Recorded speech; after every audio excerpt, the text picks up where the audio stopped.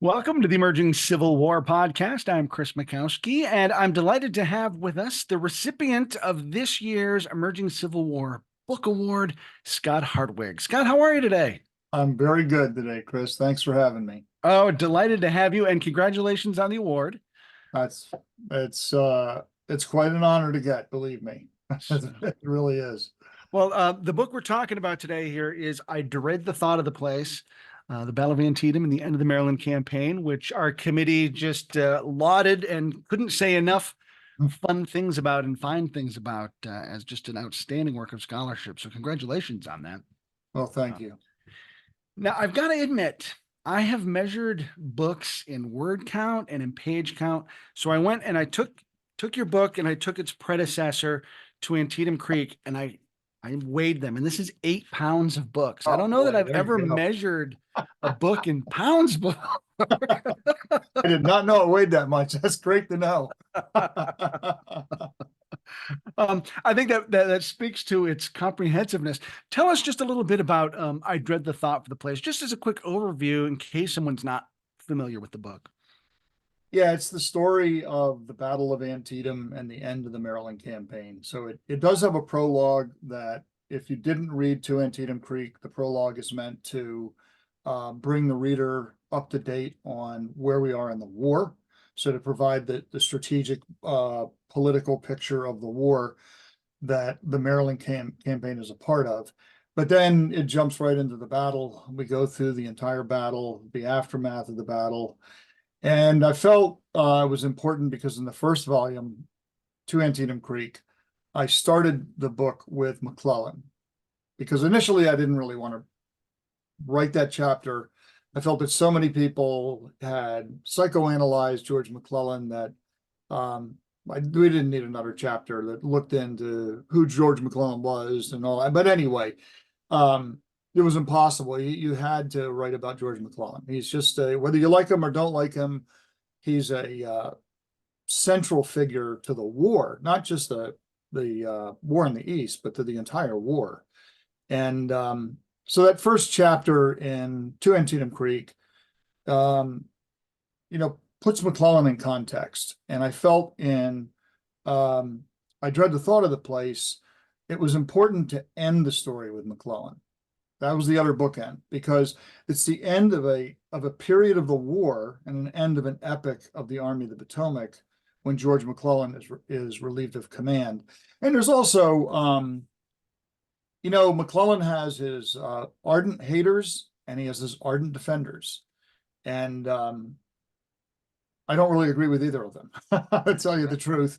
They both have some things that are true in there, but they tend to ignore McClellan's successes on the one side and McClellan's failures on the other side.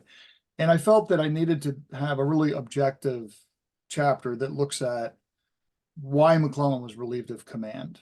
What were the events that led up to the fact that Lincoln decides to make this change? So that's how I ended the book. So the book, like I said to some people about this, is what I wanted to do with this. I Dread the Thought of the Place was to tell the whole story of the Battle of Antietam. I didn't want to just tell a military story. I wanted to tell the whole story. I wanted to tell the story of the people who lived in Sharpsburg and on the farms around there, the civilian story. I want to tell the story of the treatment of the wounded, because that was the biggest challenge that the medical services had ever faced in the war up to that point for the number of casualties on the day. And, other things like the burial of the dead, the trauma that some of these soldiers experienced. I wanted to get into some of those things that oftentimes in a campaign study we don't get into because we tend to stick to the military operations and the command decisions. And I wanted to cover all that, but I wanted to do all the other stuff too. And I was lucky enough that Johns Hopkins let me do all of that. It also added a lot to the length of the book, but I think it made it a more complete and engaging story. I mean, that's what I love about it. It's so holistic. I mean, you're coming at it from so many different angles that you tie together so well, and you make it pretty clear that it's not a military story, it's not a civilian story, it's not a medical story, because they have all these ripples that Yeah. that affect each other. I want to go back to McClellan just for a second before I get into Yeah. that great tapestry you weave, only because you said that you needed a good objective chapter about him. And how hard was that to be objective about McClellan? Because he seems to be one of those people that's so easy for people to make fun of because, you know, you look at his post-war, his private writings, and he just says some outlandish things, and Yeah. it sort of sets him up to be someone you can poke fun at. But as you say, he's such a central figure. We've got to be able to approach him objectively. How did you handle that task? Yeah, it's difficult because even with a span of 160 years plus, when you're reading not just the private writings of McClellan, but even the McClellan's official correspondence, which is in the official records of the War of the Rebellion, he's just maddening. I mean, he really can be a maddening individual. And he's very prickly, he's very sensitive. But I think what you have to do is you have to evaluate George McClellan based upon what did a soldier in that time period of the war know about military theory, strategy, etc. What could they know? And what is a legitimate criticism of them? And what did other, for example, what did other commanders do in kind of the same time period that McClellan was that may have been something McClellan should have done? So a good example of that is one of my biggest criticisms of McClellan is that he failed terribly in intelligence gathering. And we don't know whether he failed terribly in intelligence gathering because he certainly definitely believed he was outnumbered. He believed he was outnumbered in the Battle of Antietam. He believed he was outnumbered on the peninsula. He consistently believed he was outnumbered, and that's why he always felt he needed more men. I know there's been a lot of people who've written about this that are like, well, I don't think he really meant that. This was just a way for him to get more troops, etc. He definitely believed it. He absolutely believed it because below McClellan, other officers, staff officers, particularly in the Fifth Corps, were writing private letters to their family after the Battle of Antietam and telling their family what a great risk they took in fighting an offensive battle because the Confederates outnumbered them. So, and how would they know that? How would a staff officer like that? He's just going to grab that out of the thin of air and just come up with it. His commander is Fitzjohn Porter, who's the closest confidant to George McClellan. And they've just joined the Army of the Potomac in the campaign on September 14th, when McClellan would have briefed Porter on what was going on. And that is certainly where they got their evidence from, or their numbers from, and the strength of the enemy. So McClellan, he definitely believed he was outnumbered. And then he fights the Battle of Antietam and he captures prisoners, both wounded and unwounded, from every division in Lee's army. Yet there's not even a single thought given to just the simplest system of let's question these POWs and find out what unit they're from. That will give us their order of battle. Yeah. Then question them about what was the strength of their unit. Because in that era, soldiers aren't trained what to say when they get captured. So they gave away all sorts of intelligence. And you're not going to get an accurate assessment of strength if you're asking these people. But if you do this systematically with all of the POWs or most of the POWs, you're going to get a sense of the general strength of the Confederate Army. The other thing you're going to get a sense of is their condition. Are you getting fed regularly? Do you have, shelter for when it rains and it's cold and things like that? Really simple sorts of questions. And they don't do any of it. They do none of it. There's no intelligence at all. In fact, after the battle, if you look at McClellan's decisions, not what he writes, what he actually decides to do and how he arrays his forces, it is clear that McClellan believes that the Confederate Army remains a very serious threat to Maryland and Pennsylvania, and his job is to defend all the forts along the Potomac River to prevent them from getting back in. So you compare that to what he writes immediately after the battle. What a great victory he's won, all this great stuff.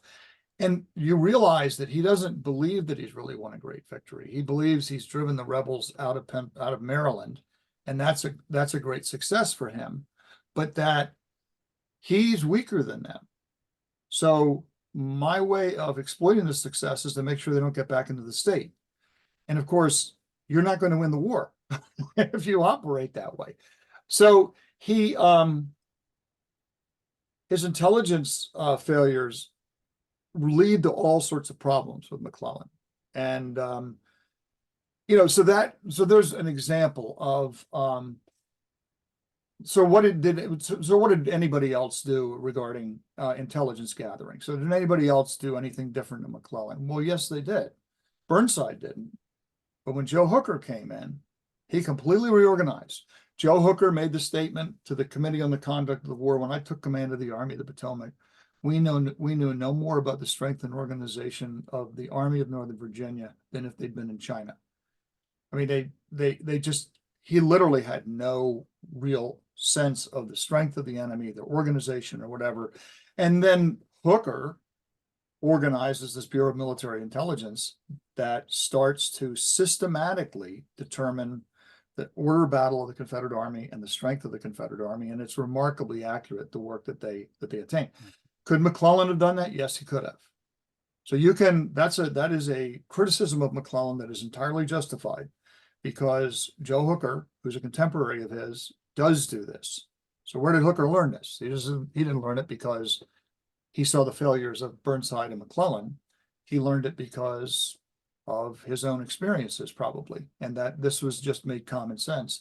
So I think that's what sets apart some military leaders in all history as you go through and you look at why is Napoleon so successful in the Napoleonic Wars, or Wellington so successful on the peninsula in Spain and in the Napoleonic Wars, is that oftentimes you find that they do a good job as far as intelligence gathering. So that is just an example of, with McClellan, trying to be objective about him and assess him based upon what other commanders in that same general time period did. And other things like the one of the narratives that has evolved is that Lincoln wanted to get rid of McClellan. And I would agree with that before the end of the Second Manassas campaign. he did. He absolutely was trying to sideline him so he could remove him from command. But once he'd made the decision to put McClellan in command of the Army of the Potomac again in the field, I think Lincoln felt, look, I don't think he's the best commander, but I'm going to sustain him because I made this decision. And what I found was not that Lincoln was trying to undermine McClellan or remove him. He was trying to protect McClellan and make McClellan understand the nature of the war and what McClellan needed to do to keep his job. He was trying to protect him initially. And then certain events that I write about occur, and ultimately Lincoln has to come up with some sort of measure as to whether he's going to retain McClellan or remove him. And that measure was when McClellan finally started to move. And another thing about, when we talk about McClellan's movement in the end of October, beginning of November, previous to the movement, McClellan produced no plans at all. And he shared no plans whatsoever with the Lincoln administration. So Lincoln had no idea what McClellan was thinking of doing. And everything that was coming out of McClellan in the way of correspondence indicated that he didn't have any plans. And I don't find that he did have any plans until they kind of crowded him, because he did not want to campaign in Northern Virginia. He wanted to go back by water down into the peninsula and do that. And that was never going to happen. He was going to have to go into Northern Virginia. And his conduct of the campaign early on was not bad. It was very competent. But so Lincoln decides that if the Confederates can get across McClellan's front, they can march faster than McClellan and get across his front and get between McClellan and Richmond. That's going to be it. And of course they do. And Lincoln has to act on that. And a lot of people in the Army question Lincoln's decision, like George Meade is one example. Meade thought, had they removed McClellan after the Battle of Antietam, he could have understood it. But he felt this was just purely political. But it was partially political. We have to admit that. There's no question. You know, Lincoln was definitely keeping an eye out for the congressional elections that were coming up, and he waited until they were over before he made his move with McClellan. But he may have made that move earlier if McClellan had moved earlier. So he had to have some measure on how to decide whether I'm going to keep McClellan or remove McClellan. But up to that point, he really protected McClellan from a lot of threats to McClellan before then. So I don't see Lincoln as he was not necessarily a friend to McClellan, but he wasn't an enemy to McClellan. He just wanted McClellan to succeed, and he wanted McClellan to understand the nature of the war that they were fighting. And that was something that McClellan, because of his own politics and his conservative nature, had a very difficult time doing. He never seemed to really understand that the center of gravity of the Confederacy was their armies. It was not a geographic point. It wasn't their capital. It was their armies. He never seemed to understand that. He always seemed to think if the capital falls, the rebellion will fall. I really like the way you articulate that Lincoln's sort of protecting him and trying to explain to him what he needs to do to keep his job. It's always struck me that McClellan was really tone deaf to the politics that Lincoln was having to deal with. And I always thought that it was amazing that when Lincoln fires Buell for not doing anything, like that's a shot across the bow for Right. McClellan, and he totally misses the message. Yeah. I mean, you know, a good example of that also is when, after the failure of the Peninsula Campaign and the 7 Days battles, he hands Lincoln the Harrison Barr letter, you know, advising Lincoln about his opinions on war policy. And, you know, a lot of people criticize McClellan for writing that letter. They're like, losing generals shouldn't do that. Generals shouldn't advise presidents on war policy. I'm like, yes, they should. They have to execute war policy. McClellan was completely within his right to write Lincoln that letter and to explain to Lincoln what he thought about particularly the policy of emancipation. But the letter also reveals that even at this stage of the war, and they've just fought this huge series of battles, he doesn't understand the war. He just doesn't understand it. He doesn't understand where it's going. And he seems to have this idea that somehow they can knit the country back together again the way it had been in the antebellum era. And magically, somehow, slavery is going to somehow disappear. There's just evidence all around him that the Southerners are adamant about clinging to slavery, and they're going to fight hard to hold on to slavery. And they've encountered all these slaveholders in the peninsula when they were going through, and they've encountered all of these enslaved people who've escaped from the slaveholders and had to deal with the whole issue of, you know, as before the Emancipation Proclamation, you know, what do you do with these people? And then they've got the confiscation acts that come through and try to help clear that up for the commanders. But I mean, McClellan's dealing with this all the time, and the idea that somehow you can avoid slavery and emancipation in this war and win the war is very naive. It was very naive on his part. So we've spent a bit of time talking about McClellan. Let's flip over to the other side for a second. As you assess Robert E. Lee in this campaign, what was it like to work with him? Because again, someone it's really hard to be objective about because of particularly the mythology that surrounds him. Yeah. How do you handle Robert E. Lee as you try to figure out the objective way to deal with him? Yeah, he's another one. It's hard. It's very hard to be objective about because, I mean, he does no wrong in the lost cause memory of the Civil War. And, you know, some of the, you know, really influential early historians like Clifford Doughty and Douglas Southall Freeman, I mean, some of these people who really shape how a lot of people even today view Robert E. Lee, tended to always protect Lee and shift blame for anything that went wrong to subordinate officers. Jeb Stuart, D.H. Hill, Longstreet, he was a favorite to blame for everything. Rarely ever Jackson, but, you know, other officers. Lee in general, in this campaign, made a lot of really good decisions. I think his campaign strategy was very sound. His decision to go into Maryland was a sound decision. You know, there's always somebody who can criticize these things because his army wasn't, as he even admitted, it wasn't equipped for an invasion. And he did seem to be somewhat delusional about the condition of his army because he had just massive straggling in the army in Maryland. Because mainly not because people didn't believe in the cause, but because they were just marched too hard. The physical demands upon them and the lack of food just wore them out.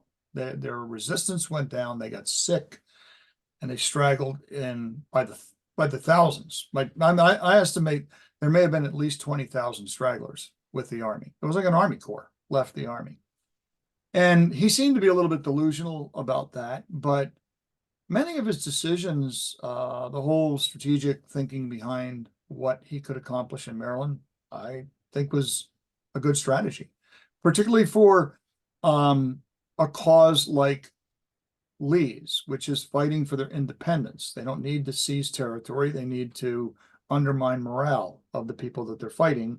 That's the best way that can lead them to independence. Because if the other side says it's not worth the fight, they win. Right? So for the North, they've got to conquer it all. They got the really hard job. That's why I think it's always amusing when people claim that the Yankees had the overwhelming numbers. It was an easy job. I was like, nobody ever conquered a territory that big. I mean, that was huge. It was a huge job. So, and then through the campaign, the Harpers Ferry operation, no question, it was a risky operation, but I don't think if McClellan had discovered Special Orders number 191, that McClellan would have come up with Lee's army before Lee had completed the capture of Harpers Ferry. He did have too ambitious a timetable. There's no question about that. I mean, he thought everybody was going to be in place by September 12th and seemed to think that the garrison would surrender then. And then when it didn't, that created a lot of problems for him, and his army was really widely scattered at that point. But the other thing about Lee that is admirable as far as being a general is after he's defeated in the Battle of South Mountain and he's made his decision that the Maryland campaign is over and he's going to withdraw, he doesn't yet know that McLaws' position at Crampton's Gap has been lost. And he orders McLaws to get across the river. He orders Jackson to march to Shepherdstown, and he orders DHL and Longstreet to march via Sharpsburg to Shepherdstown and cross the Potomac River. Then when he learns that McLaws is trapped, that the Federals have broken through at Crampton's Gap, then he decides, oh, I've got to do something to kind of draw the Union Army after me, so I'll make a halt at Keysville. Then he changes it to Sharpsburg. It'll be temporary. But when he learns that the Harpers Ferry garrison is going to surrender, once again, Lee, the opportunist, rises to the fore, and he's like, okay, the risk is worth it. I'm going to try and bluff McClellan. I know that he can't attack me on the 15th. I mean, that's one of the, to me, unjust criticisms of McClellan is that he should have attacked them on September 15th. Not a chance he could have done it. Not a hasty attack he could have done, and Lee could have repelled that because Lee had a strong defensive position. So Lee knew he was not going to be attacked until September 16th. And we don't know, but he seems to have been banking on the fact that McClellan was a very deliberate, cautious general, and that he might not even attack him on the 16th. If he did, it wouldn't be until later in the day. So that Lee thought would give him the time for the Harpers Ferry besieging force to march and join him at Sharpsburg. I mean, it was an incredibly risky move by Lee. But I think Lee took the risk because the potential payoff was so big. He wanted to keep the initiative. So he's the one who decides he wants to fight at Sharpsburg, not McClellan. And if he keeps the war north of the Potomac River, that's a win. That is a definite win for the Confederates. So that's why I think Lee is willing to take these great risks. During the Battle of Antietam, Lee's management of the battle was very good. In fact, Longstreet wrote that every major movement of troops in the battle was made by Lee. So Lee makes the decision of every major movement of troops in the battle, and his timing was extremely good. He did get a little bit lucky, particularly when AP Hill arrived. But I think he knew the approximate time because Hill probably told him when he left Harper's Ferry. He knew what time it was. So Lee would have known the distance and how fast AP Hill could make that march. So that enabled him to draw some troops from his right, send to his left that he felt he could do safely. So his decisions, oftentimes everybody makes them out to be these, he's this bold, audacious gambler. And he is a gambler. He is a risk taker, but he's a very calculated risk taker. And, so I think his management of the Battle of Antietam was quite good. But the battle kind of points up the limits of what Lee could have accomplished because his losses were 28% of his army are killed and wounded. I mean, it's a huge bloodbath for his army. And this is an army that's already, physically a wreck. So on September 18th, when Lee stays at Sharpsburg, again, the narrative is there he is, Lee the audacious, Lee's contempt of McClellan, blah, blah, blah. And I found that wasn't the case at all, that Lee was very pragmatic. The reason he stayed at Sharpsburg on the 18th, his men desperately needed some rest and they desperately needed some food. And he had thousands of wounded. He had to evacuate from the field hospitals that they were at if they were capable of movement. He had to get all the transportation to those hospitals, get the wounded loaded, move the wounded to the Shepherdstown Ford, Butler's Ford, cross the Potomac, which is a really slow operation because the ford was fairly deep. It's really slow. So he knew that's going to take all day to try and do that. So we can't retreat until we've got the wounded and whatever wagons they had brought over the river to feed the troops to get them across the river. Then once that has pretty much been completed, then Lee can retreat his army, which he does on the night because he knows remaining at Sharpsburg any longer after September 18th as a losing game. Because even though he's got a lot of stragglers that they've driven up to the army, he knows the federal army has been reinforced more than he has. So they're going to renew the battle, and he does not want to fight at Sharpsburg any longer. There's nothing he can gain any longer. So very reluctantly, Lee hates to give up the initiative. He does give up the initiative and he withdraws. The one place that I found Lee seemed literally utterly delusional is he crossed the Potomac on September the 19th. And on the 19th, he writes to Jefferson Davis that he's planning a turning movement, marching the army, this army that is just dead on its feet. He's going to march the army up to Williamsport and cross the Potomac again up near Hagerstown. And he gets his wake-up call with the disaster at Shepherdstown on September 19th when Fitzjohn Porter and the Fifth Corps make a really textbook river crossing late in the afternoon. They capture some of the Confederate artillery. They rout the two small infantry brigades that were there. And Lee, when Lee decides he has to strike back and drive the Federals across the river, is when Lee really gets the wake-up call that his army is utterly dysfunctional. I mean, when that night of the 19th of September, when he's trying to find somebody who can make this attack, it is clear as a bell that everyone is extremely sleep deprived and exhausted. And really the only unit, I think, that was capable of making the attack that they did was AP Hill's division, because they're in the best shape of the army. And they did exactly what Lee needed them to do. And the big dividend of that counterattack on September 20th is it reinforced in McClellan's mind, they're really strong and we're not bothering them anymore. And that's exactly what Lee needed, because Lee then, when you start to read his correspondence to Jefferson Davis, it completely changes on September 20th. And now all he's writing about, my army's in really bad shape. I've got thousands of stragglers. I've got to rest my men. I've got to reorganize the army. And that is what Lee starts to focus on. And he's given up any ideas of an offensive movement. He even says at one point that that's what he would like to do, but he's afraid that if he does that and he met with any sort of a reverse, it could kind of be curtains for the army. So he's, I mean, and then his, Lee's strategic thinking on recovering his army, I thought was just really smart.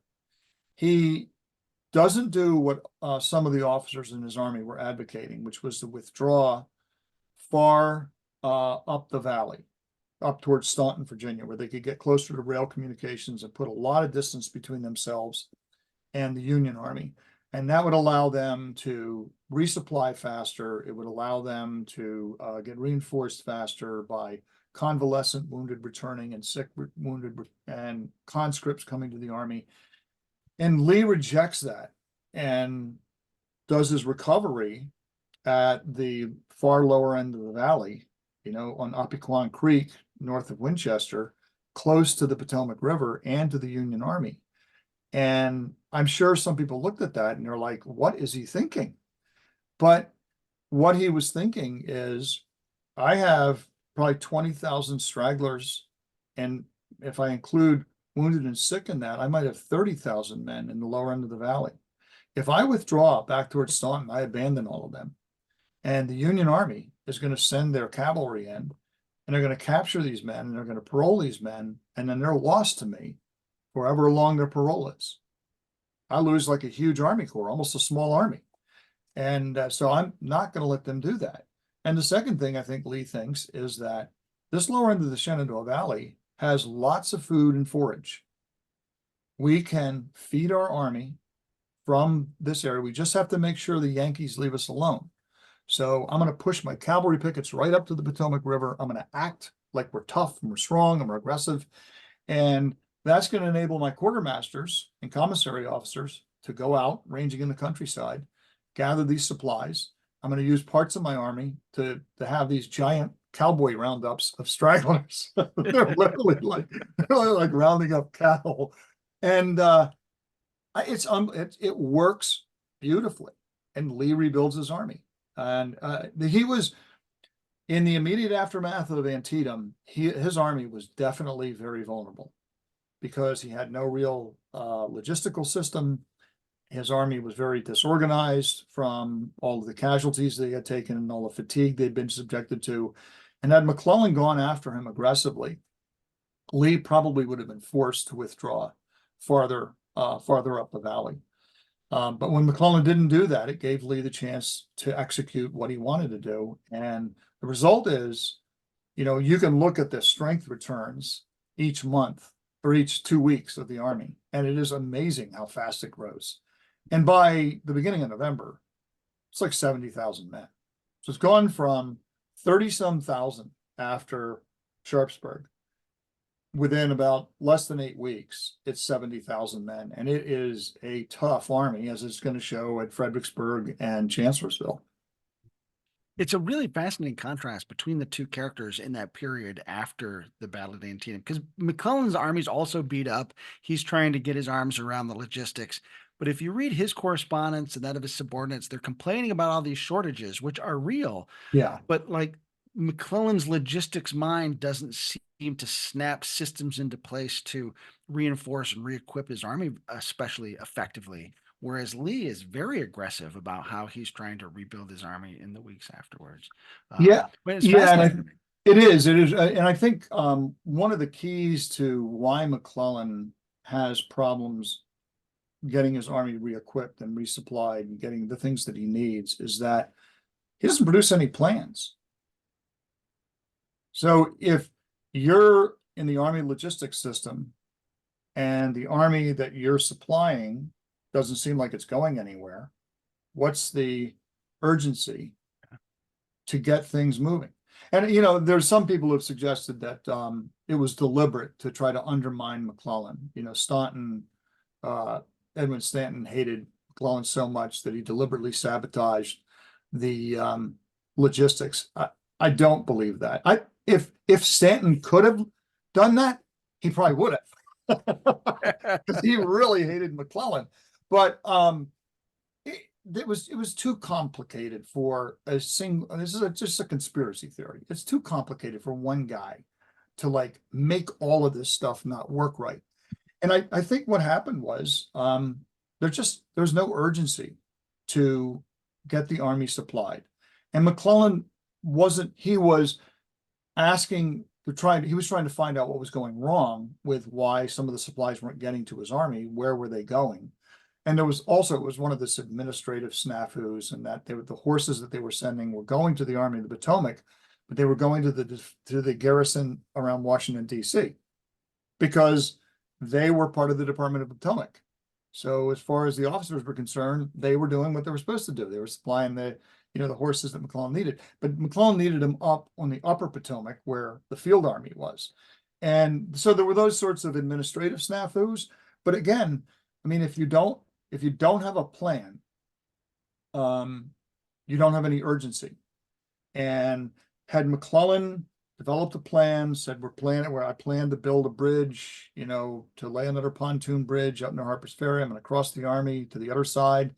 We need to get, a permanent bridge there. We need to get these supplies up because I have offensive operations. Well, that would have created its own energy that then may have facilitated a faster resupply of the army. And the other part of it was, and this is again where we go back to intelligence. So if you had seriously investigated the prisoners that you had taken and you found out the dire condition of Lee's army, physical condition, logistical condition, well, that your own logistical condition is far from ideal. A lot of your units are suffering shortages. They don't have enough blankets or tents, or their uniforms are worn out. They need more equipment. The new recruits are getting to the army, need training. There are all these things. There's always going to be those things, right? They're always going to be there. But the other guy is worse off than you. So those are the moments you have to seize the moment. You have to seize that moment and you have to act. And that's why, in the book, I have a lot of praise for Lincoln after the Battle of Antietam. A lot of people look at the battle and they're like, the battle was a drawn fight. Yeah, the Confederates withdrew ultimately out of Maryland, operational victory for the Union, but not a big win, right? But Lincoln made it a big win. Yeah. Because Lincoln seized the moment. He seizes the moment. He issues the Emancipation Proclamation. He changes the war. Strategically, it's a huge win for the Union, what Lincoln does there. And that's what I mean, with McClellan, after Antietam, you have to seize the moment. Yes, your army is not in great condition, but they're in worse condition. Seize the moment, provide impetus to everybody in the whole machine that is the army and what sustains the army, and make something happen. And when he doesn't do that, it's kind of self-fulfilling.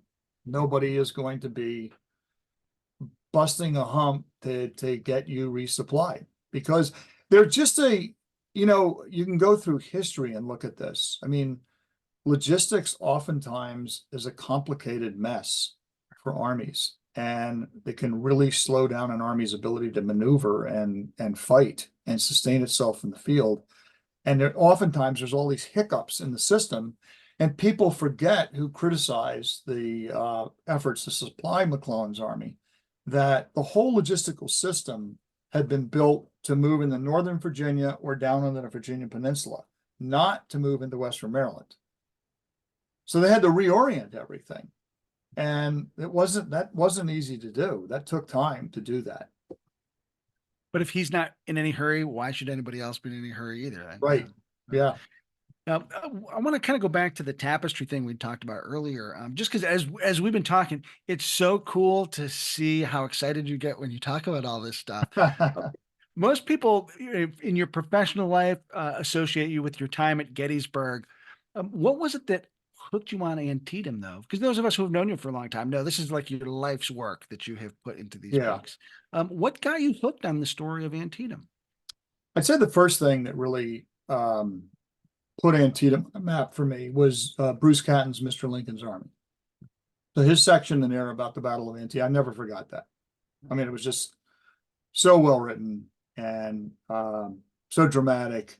I never forgot that. And then I remember when I got interested in the Iron Brigade, and I read Rufus Dawes' service with the 6th Wisconsin, and his section about the Battle of Antietam is one of the best pieces of Civil War writing that exists in reminiscences of the war.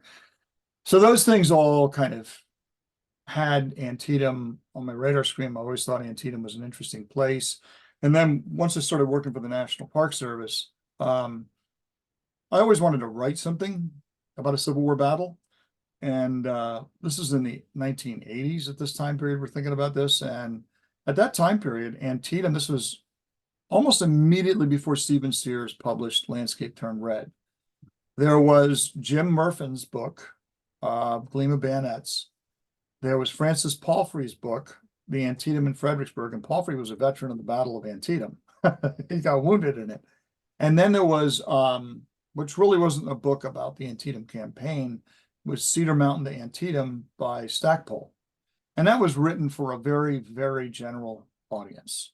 And Murfin's book, when it came out, was a really good book. But the thing was, there was tons of material that wasn't available to Jim Murfin that became available later. So when Stephen Sears wrote Landscape Turned Red, he discovered this great collection in the National Archives, the Antietam Studies collection, which was all of these letters that were written by veterans to Ezra Carman and John Gould after the war, because Carman and Gould were trying to document positions of troops on the battlefield and what they had done there. And so that was a really big find that Stephen Sears was led to, and that he published in his book. But even since Sears, there's just been so many over the 80s and the early 90s. It was kind of like a golden age of the Civil War. And there was so many manuscripts that came to light. And also the interest in finding them, because some of them were just sitting there in plain sight. I remember I did some research at the, now it's the Army Heritage and Education Center. It used to be the U.S. Army Military History Institute. And I remember going through some of their collections, and they just had such amazing Civil War material.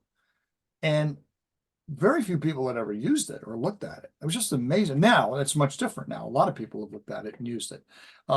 So anyway, I thought, Antietam really has not had a lot of people write about it, and the battle interests me. It's a really significant battle. So I rather, flippantly thought, I'm going to write a book about Antietam. And I had no idea what I was doing. Literally, I really had no idea what I was doing. And I wrote a first draft of the thing. I literally wrote it by hand. And it was just utter trash. Just trash. But it was, in a way, it was a learning experience for me. So then I became, and I was also learning more all the time when I was working for the National Park Service as a public historian and around a lot of really good historians. So I was working with, constantly learning. And then I started to really get serious about it, and decided that I'd do it in 2 volumes, because if I did 1 volume, the bulk of the volume was going to end up being about the Battle of Antietam, because that's the big event of the campaign. And I felt that everyone who wrote about the campaign, short shrift, the Battle of South Mountain, and the siege and capture of Harper's Ferry. And the siege and capture of Harper's Ferry, to me, was very significant because it's the largest surrender of U.S. troops until World War II. It was a huge embarrassment to the Lincoln administration. And I thought it was interesting to probe and explore what happened.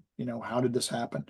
And the other thing about it that to me was very remarkable is that the Confederates capture over 12,000 Union soldiers, all these supplies and stores and everything like that. And I think their total casualties were like 255 or 300 men. So it is an amazing victory. Like I say about Stonewall Jackson, I mean, that's Jackson's greatest victory, not Chancellorsville. Because if I want to fight with that army that only loses like 200 or 300 men and live at the end of it, and capture the whole enemy army. So anyway, I decided to do it in 2 volumes, and Johns Hopkins Press was amenable to that. So that's kind of how it started. It also, I've told this story several times, that the real origin of it was one day I was at the information desk at the old Cyclorama Center with my friend Greg Coco and this other guy, Paul Shevchek, and we were talking about Civil War campaigns that didn't really have much written about them.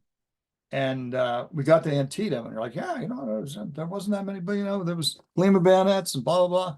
And that was when I said, I'm standing over these guys, I said, I'm going to write about that. I'm going to write that. I'm sure they were laughing at me afterwards.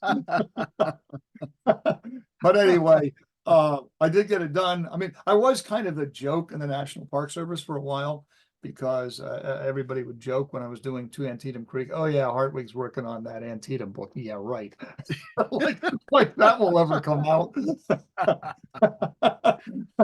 But like I'll say as a reader, like I'm thankful that you took the time to go into such depth, because even just in this brief conversation where we're talking about the repercussions of the campaign, like you're able to set that up so well in the first book, so that I think that there's a great intellectual payoff in the second book that you wouldn't have if you hadn't been able to take that time to look at that on a basis.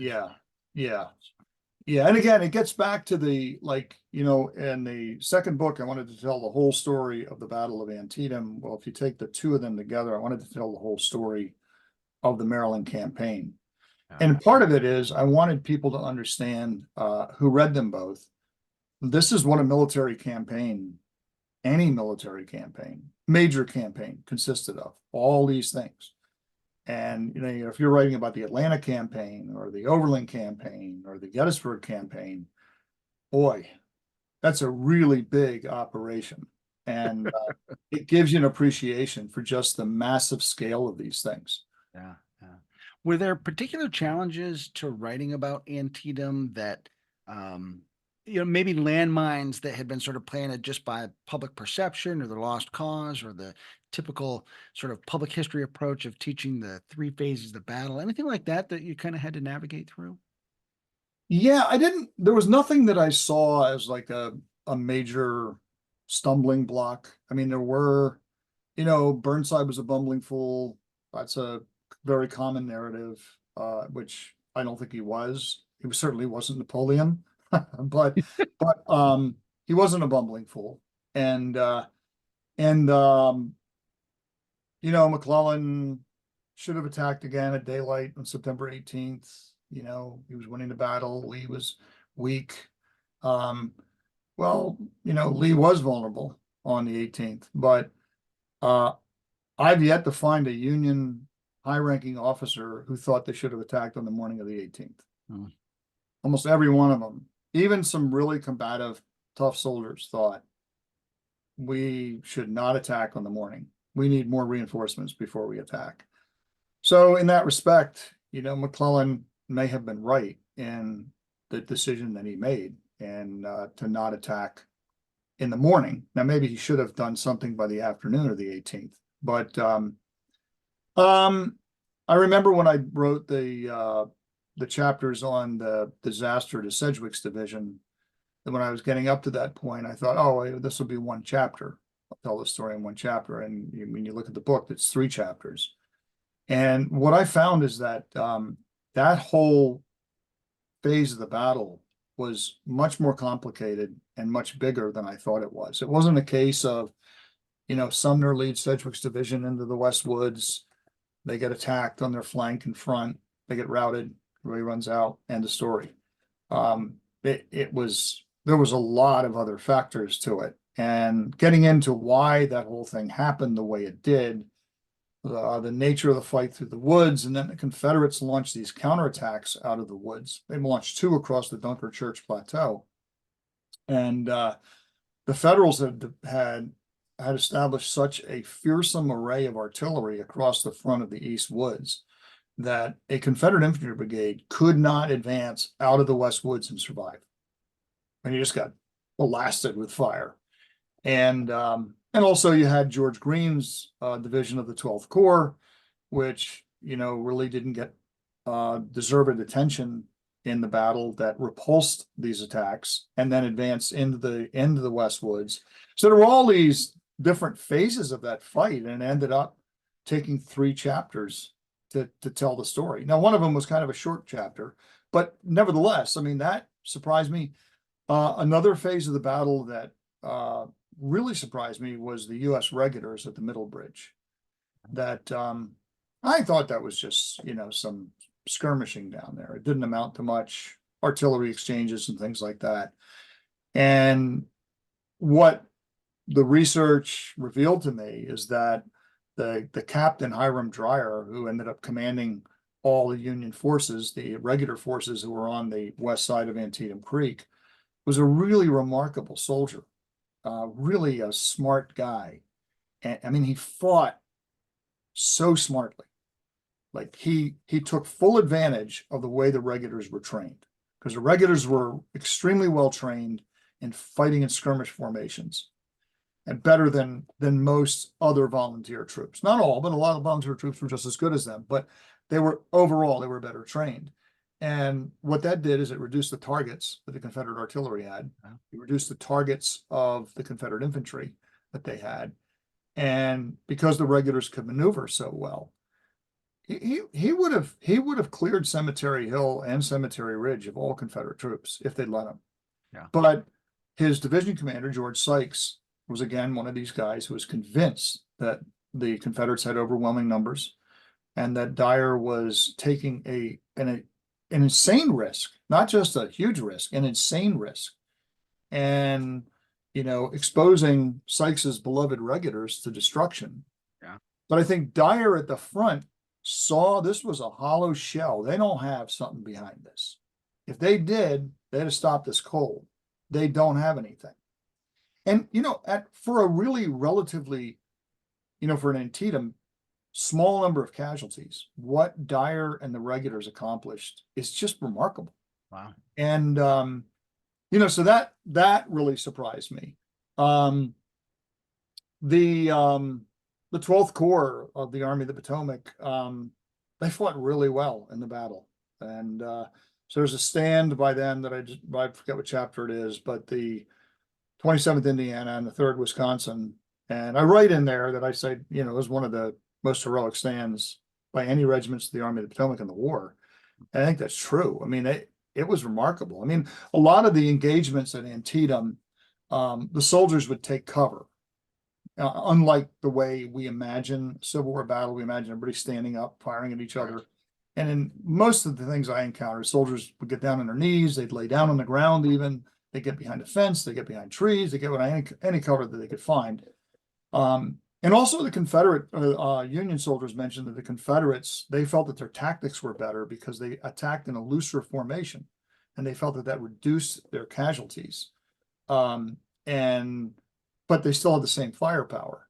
Anyway, what was I trying to say? I just lost my train. Just how well the 12th Corps was fighting. Oh, yeah. So these two regiments, I mean, they literally fought the way we imagined. I mean, they were standing up in the open and they took terrific casualties, but they inflicted really heavy casualties, and they enabled Greene's division to get in a position to outflank the Confederate defensive position. And then it caused a complete collapse of the Confederate line up in the sector of the East Woods and the cornfield. And the 12th Corps swept the field. So now, of course, the 1st Corps did a lot of hard fighting to get them to that point, but the 12th Corps fought extremely well in the battle. In the aftermath, when McClellan wrote his initial report of the battle, he had 3 words that he wrote about the 12th Corps in the battle: on Crawford's line. That was it. And what he meant was Samuel Wiley Crawford. So on Crawford's line, blah, blah, blah, happened, whatever. I forget exactly the context of what McClellan was writing. And Alpheus Williams, who was the acting corps commander, then he was replaced by Joe Mansfield when Mansfield arrived on September 15th. Then Mansfield gets killed in the battle, and Williams becomes the corps commander again. Several months after the battle, when Williams reads McClellan's report, he's just incensed. So he writes this really long, like 20-page document to McClellan and says, look, sir, I know you wrote on Crawford's line. I think maybe you didn't understand what our corps did. So he just lays out the whole story of the corps that day. And to McClellan's credit, if you read McClellan's second report, he gives the 12th Corps full credit for what they did. But in the initial report, the 12th Corps was literally a footnote. And what really angered Williams about it is Williams hated Crawford, who was one of his brigade commanders. And even to the point, I don't think this is true, but even to the point that he knew that Crawford had been an Army surgeon at the beginning of the war, because he was at Fort Sumter. He was the surgeon at Fort Sumter, that he thought Crawford had self-inflicted the wound. And wow. he took him out of the battle. So I don't think that is true, but that's why it really incensed Williams that Crawford was the only officer named in McClellan's original report. Yeah. Wow. Yeah. So is there a part of the book that you're especially proud of or that you enjoyed a lot? And it's kind of weird. We're writing about a terrible battle. And so Yeah. maybe, but like, is there a part of it that you're really pleased with how it came out? Well, I told my wife after I finished every chapter in the book, I would come upstairs and I go, I think that was my favorite chapter I worked on. So I did it. So I just loved writing the whole thing. I loved working on every chapter. I found every I learned something on every chapter that I wrote. But in some ways, the chapters on the aftermath, and maybe it was because I wrote that during the pandemic. Maybe that was why they became so memorable for me. But those two chapters, one about the civilians, the other about the military, dealing with the wounded, the dead, so on. Those chapters really stuck with me, and I felt that they told a part of the story of a military operation that typically in Civil War historiography doesn't really get told. But in other, the chapters on Sedgwick's disaster, as long as I worked on that, I still, when I would be working on it, there was a part of me that was just like, when I was thinking about Sumner and the Sedgwick's division, I was like, don't do it. Don't do this. Don't. You can avoid this. It's almost as if you want to will it to not happen, because you know it's coming. And you're reading these things from these soldiers and stuff like that, and you're moving across the field, and you just know what's going to happen to them all. And it's just heartbreaking. Not if you're a Confederate, because the Confederates are the victors here, but it's just heartbreaking when you're reading about Sedgwick's men. And it's such a good division. I mean, Sedgwick and Richardson's divisions of the Second Corps are probably the two best divisions in the Army. And Richardson does really well to Sunken Lane, but Sedgwick's division is utterly sacrificed through, which I think was terrible mismanagement of the battle by Sumner. I'll say that, like, when you get to that moment, you're saying, don't do it. And it speaks to I think the effectiveness and the immediacy of your writing, that you're caught up in the drama of what you're conveying.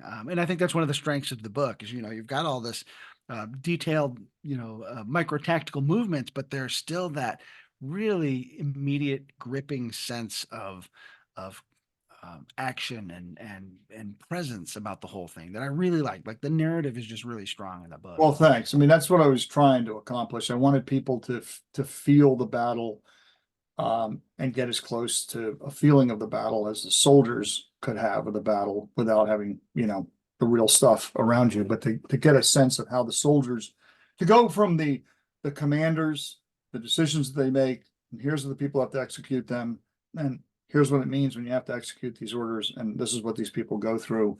And I wanted people to feel that. So before we wrap up, I just got to ask, Emancipation Proclamation, you mentioned it earlier. How big is this battle and its legacy as it relates to the Emancipation Proclamation? Well, it's huge because it is the military victory that Lincoln needs to issue the Emancipation Proclamation. And as I write in the book, a lot of people, like Alan Gelso has written a great book about the Emancipation Proclamation, where he gets into the politics of the Emancipation Proclamation.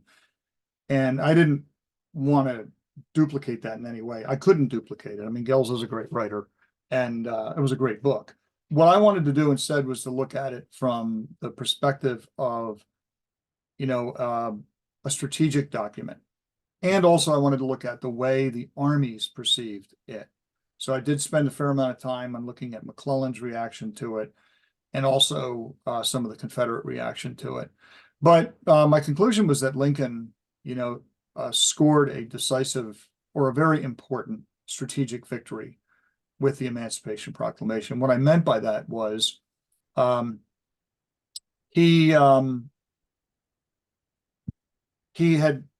he knew that the enslaved people had their own system of communications, and the enslaved people were the labor force of the Confederacy.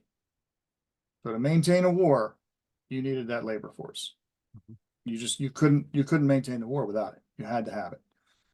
So when you issue the Emancipation Proclamation, you have just encouraged that labor force, which is enslaved, to run away. And everywhere a Union army goes, it's an army of liberation now. So you're disrupting the base of the economy of the Confederacy. That's a strategic win. And you're forcing the Confederacy to hold back manpower to keep the enslaved population in place so that they're not running away. So that's also a win, because those guys can't be in the armies, serving the armies. So that's another win. The second blow strategically that he strikes is it almost guarantees England and France are not going to recognize the Confederacy. Because now, up to that point, I think there was a possibility that they might have, because it was just a war to preserve the Union. It wasn't a war to end slavery. And England and France now are going to they're really wary about recognizing a slaveholding republic, the Confederacy, and undermining the Union war effort, which is now saying emancipation is one of our goals. So he doesn't guarantee England and France are out of the war, but it's pretty close. So that's another big strategic win. And then the third, and I think it's equal with the other two, is it places the Union on the moral high ground. So they're now fighting on the moral high ground. They're fighting for, that was one of the things that Frederick Douglass was really articulate about this, is up to this point, he was very critical of the Union war effort, because he saw very clearly, what was the cause of the war, what was the foundation of the war, and if you didn't address the foundation, you were just going to have a temporary ceasefire if there was some sort of an end of the war. Because until you dealt with slavery, that was just going to continue and fester.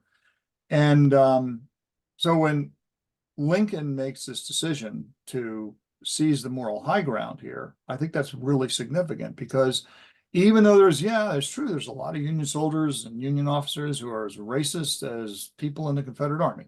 And that is very true. No question about it. But their government was now fighting to emancipate slaves and to end slavery.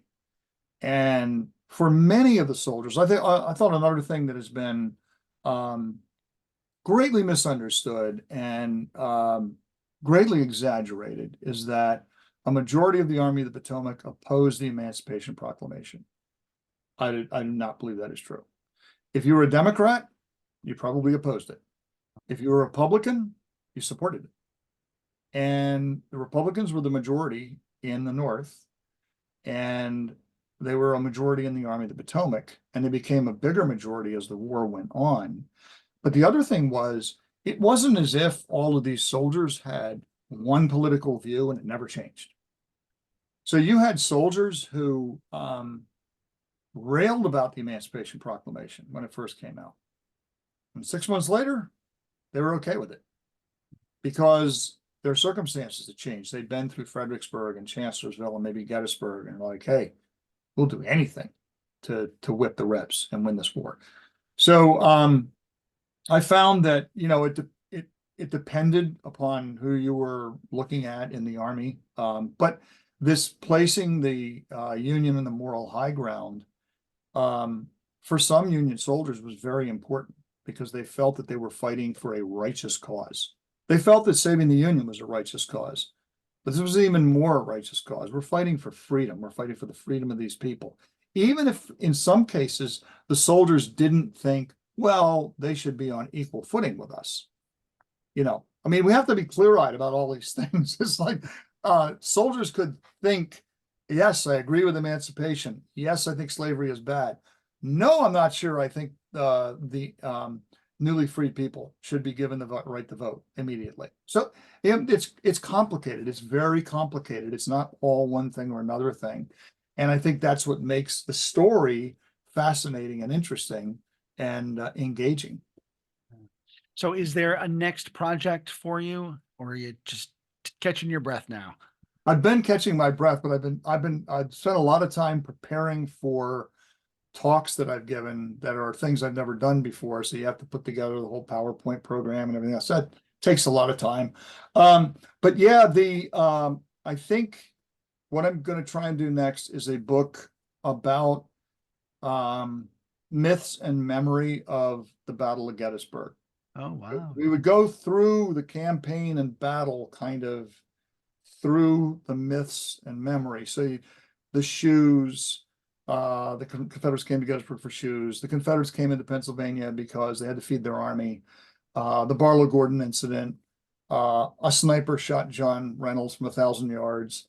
All these, the Barlow Gordon incident, Ewell should have taken Cemetery Hill. All these things, to look at the origin of them, and then also to kind of sort out how this thing starts, why it has persisted, but also as close as we can get, what is the truth of the matter? Yeah. What really was the truth? What were they saying at the time? What does the evidence show us at the time? So I think that's what I'm going to do next. It'll be a lot shorter book than these two. It won't weigh 4 pounds. I'll read it though. Boy, that'd be great stuff. That'd be wonderful. So yeah. Yeah. Oh, well, Scott, thanks so much for taking some time to chat with us today, and congratulations again on the book award. Thanks so much. Thanks Yes. so much. It means a lot to me. Well, your work has meant a lot to us, so we're glad that we can call a little bit of a spotlight to it. Yeah, well, thank you very much, Chris. Yeah, appreciate it.